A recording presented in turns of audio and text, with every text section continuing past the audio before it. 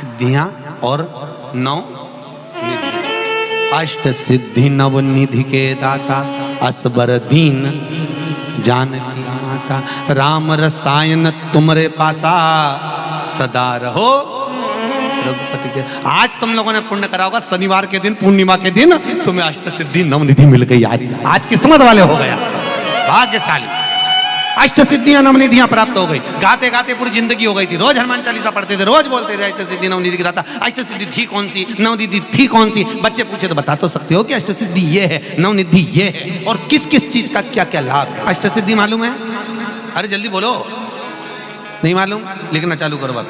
अष्ट सिद्धियां, पहली अणिमा, दूसरी महिमा, तीसरी गरिमा।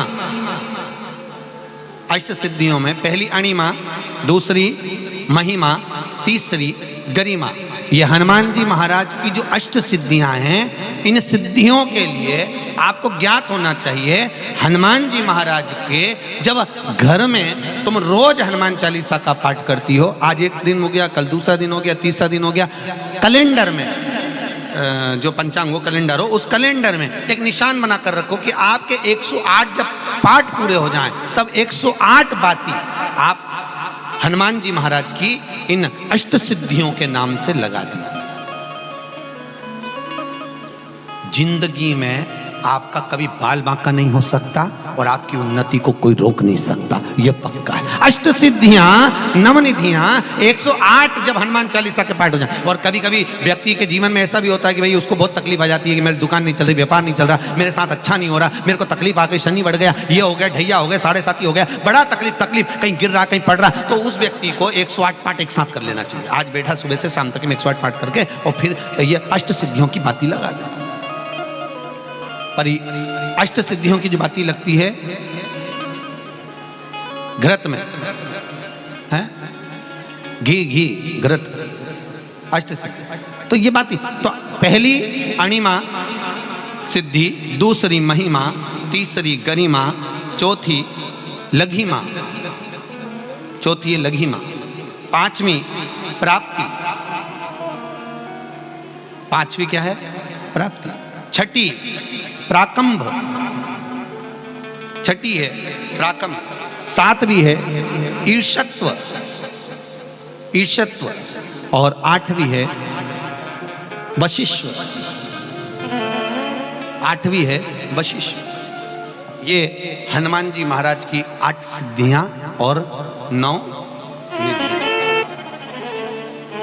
पूरी हनुमान चालीसा की एक एक चौपाई में एक एक चीज से एक एक बीमारी का इलाज है, एक एक बीमारी का। महाराज हनुमान चालीसा की एक एक चौपाई से एक एक बीमारी का।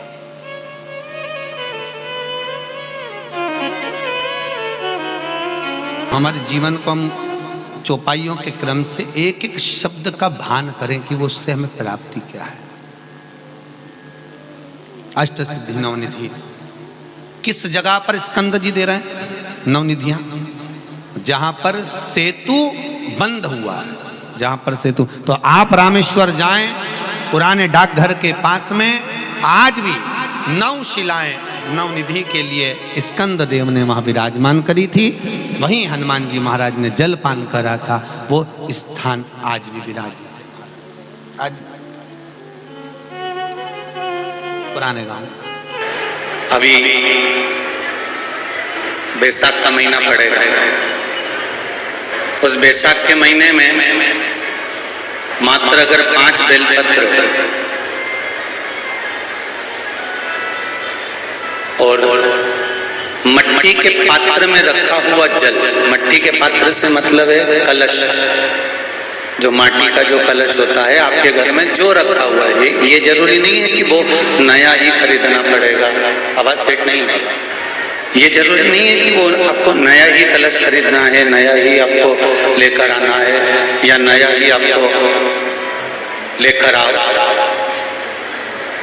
आपके घर में जो मिट्टी का कलश रखा हो, जो माटी का कलश आपके घर में रखा हुआ, 5 बेलपत्र, मट्टी के कलश में जो जल भरा हुआ हो, वो जल तांबे के पात्र में डालकर शिव जी पे 5 बेलपत्र अशोक सुंदरी वाली जगह पर जो आप लेकर आए हो, 5 बेलपत्र वो अशोक सुंदरी वाली जगह पर समर्पित कर मट्टी के पात्र का जो जल है वो जल बैसाख के महीने में किसी भी दिन, चाहे आप सोमवार को कर लो, प्रदोष को कर लो, चाहे आप शिवरात्रि पे कर लो बैसाख महीने की, तो आप अगर उस मट्टी के कलश का जल या पात्र का जल शंकर भगवान को 5 बेलपत्री अशोक सुंदरी वाली जगह पर समर्पित कर जल अगर चढ़ा देते हैं तो महाराज ये उदर से जो जुड़ी हुई परेशानियां जो मनुष्य को झेलना पड़ती है, चाहे भोजन नहीं पच रहा हो, चाहे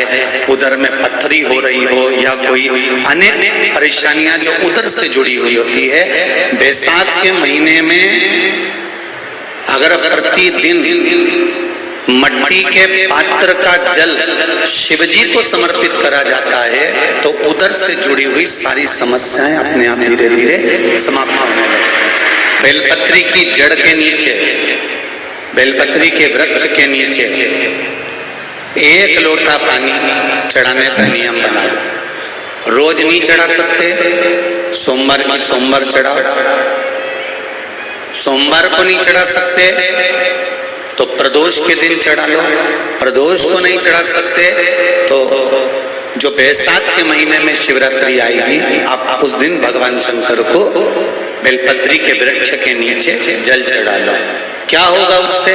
शिव महापुराण की कथा कहती है बैसाख के महीने में तुलसी की अर्चना और बैसाख के महीने में बेलपत्री की अर्चना, ये दोनों अर्चना करने से, पूजन करने से, जल समर्पित करने से घर में कभी संपदा की कमी नहीं होती, वहां वैभव बढ़ता है। कई लोग तो ऐसे हैं उनका आज तक हनुमान चालीसा पढ़ना नहीं है, आज तक कोई चालीसा, चाहे गायत्री चालीसा हो, लक्ष्मी चालीसा हो, शिव चालीसा हो, पढ़ना ही नहीं आती, बस बैठ गए भगवान के सामने और पढ़ लिया आसन लगा के। नहीं, चालीसा पढ़ने का भी एक नियम है। अगर कोई लक्ष्य लेकर पढ़ रहे हो तो उसका एक नियम है। पूरी जिंदगी पढ़ते रहोगे तो भगवान की प्राप्ति नहीं है, पर लक्ष्य लेकर अगर पढ़ा है आसन से, जिस भगवान की चालीसा पढ़ रहे हो उसकी मूर्ति या उसका फोटो आपके सामने होना चाहिए। एक घी का दिया, अगर हनुमान चालीसा पढ़ रहे हो तो या तो घी का दिया जलाओ, वो भी गाय के घी का हो, भैंस के घी का मत जलाना। हनुमान जी कभी प्रकट नहीं होंगे भैंस के घी से। घी का दिया लगाइए अगर चालीसा का पाठ कर रहे हो हनुमान जी का। और बहुत ज्यादा संकट है, बहुत ज्यादा परेशानी है तो हनुमान चालीसा का पाठ करो तो तिल्ली के तेल का दिया लगाओ,